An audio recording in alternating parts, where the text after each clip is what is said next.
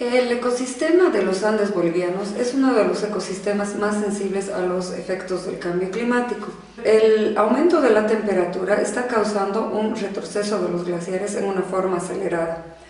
El IPCC ha reconocido que Bolivia se encuentra ante una situación crítica porque este retroceso de los glaciares está comprometiendo la disponibilidad de agua.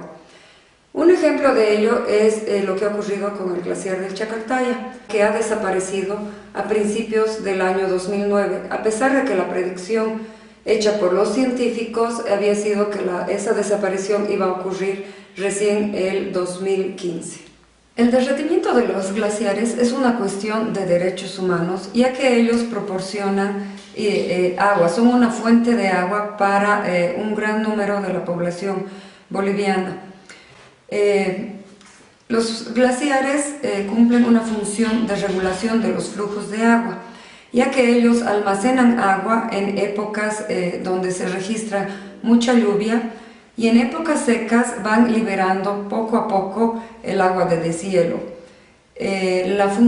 Otra función principal que cumplen es la mitigación de las sequías y las inundaciones, ya que cuando en época de sequía, como había dicho, el agua es liberada poco a poco, y en época de inundaciones esta agua es retenida en forma de hielo.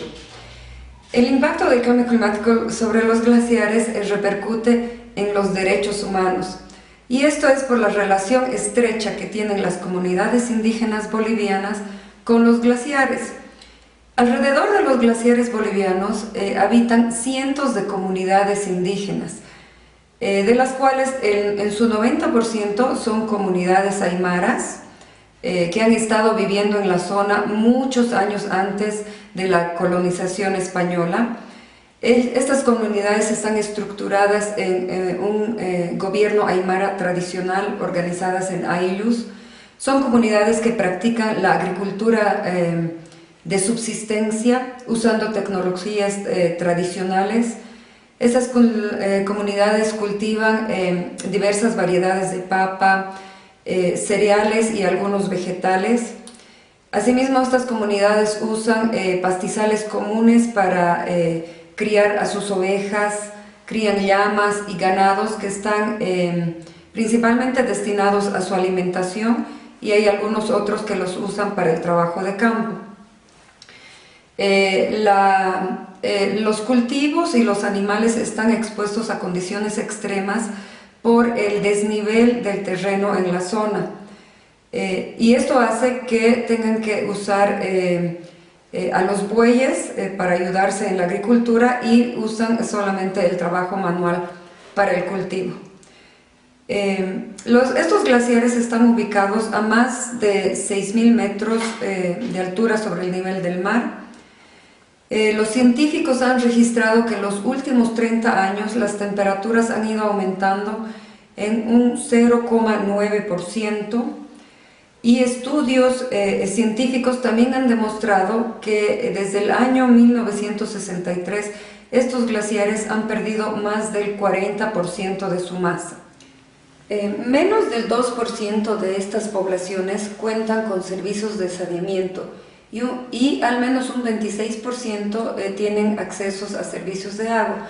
Esto significa que la mayoría de estas poblaciones están dependiendo de los ríos y vertientes como fuentes de agua. Y con el impacto del cambio climático en los glaciares y la desaparición de sus fuentes de agua, esto significa que van a sufrir de una falta de agua, lo que va a poner en riesgo su salud.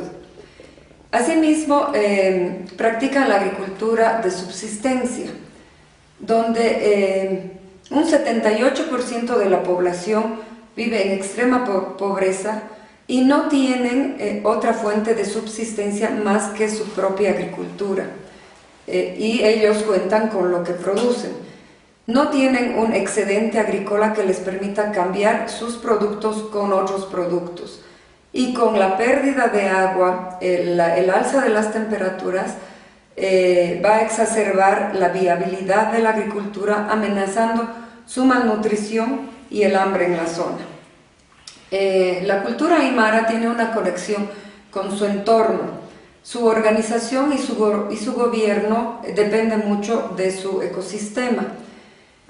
Ellos mantienen una propiedad colectiva de cultivo, usan el riego compartido, usan tecnologías tradicionales, su economía es una economía no diversificada y también tienen la pequeña propiedad, aspectos que hacen que la adaptación al cambio climático sea difícil.